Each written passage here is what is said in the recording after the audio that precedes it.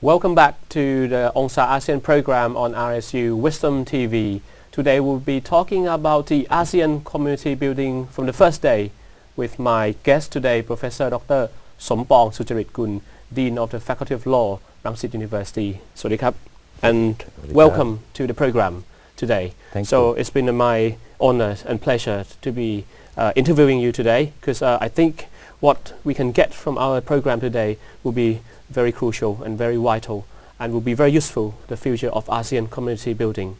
So first of all, can you please tell us how did actually the ASEAN community begin back then? Well, let me try to present this to you as one who has been intimately connected with ASEAN from the very beginning or even before its inception. Right. Because Thailand after World War II has been preoccupied with the question of security. Now we have started building the collective treaty security, the SEATO, Southeast Asia Treaty Organization, but that is more of an association or a regional organization that requires the membership and participation of major power with forces like United States, United Kingdom and France. Whereas we are now more principally concerned with the regional members and purely regional members. We did start earlier with ASA, the Association of Southeast Asian States, with Thailand, Malaysia and the Philippines. At the beginning it was Federation of Malay States. But when the United Kingdom gave Sabah, I think, and Malaysia became Malaysia, that's a big to-do within the sub-region, so that Indonesia was suspicious. So Indonesia started to watch closely the development within the ASA community, and when Malaysia became Malaysia, it's really the beginning of what is called in Indonesian, in Dutch, confrontatie, that is said confrontation. Singapore is separating from Malaysia at the same time. So you see, we may be arriving at an opportune moment.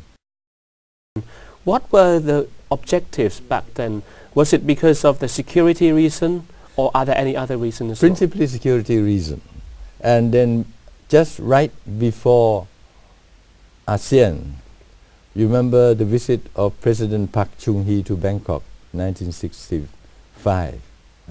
We were receiving him and we promised to assist him. He's trying to call a meeting in Seoul next year, 1966. And so at that time already I have helped prepare a draft joint communique of ASPEC.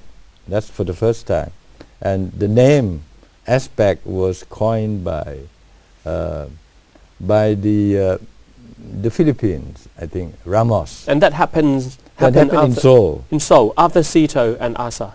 Yes, after SEATO and ASA. Then came ASPEC. But ASPEC here, we try to bring in not only Korea, but also Japan. Remember Foreign Minister Shina, I remember he was arriving at Seoul and he was afraid that if he returned to Japan, there might be some uprising in Japan against this community. Was it the case that we try to bring them in, or was it the case that they want to join us? No, we try to not to isolate Japan. Because you remember Japan lost the war. And Japan was not yet a member of the UN. We had to try to convince the whole world that Japan is not as bad as all that. That Japan should be brought back into the community of free Southeast Asian or Asian Pacific. So we wanted Japan to be a part of us at that time. Yes. And that's why we have ASPEC. ASPEC is the Asian Pacific Community or Council, as I think Ramos preferred to call it that way. But Philippines and Indonesians are very shrewd, very good at inventing short abbreviations like ASPEC, and even ASEAN.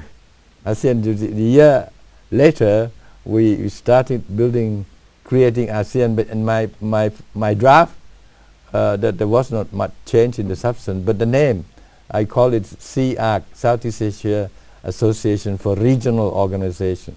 Right. CARC. But Pa Adam Malik, at the final moment in Bangkok on the 8th of August, decided to, well, we better call it closer to ASEAN, call it ASEAN.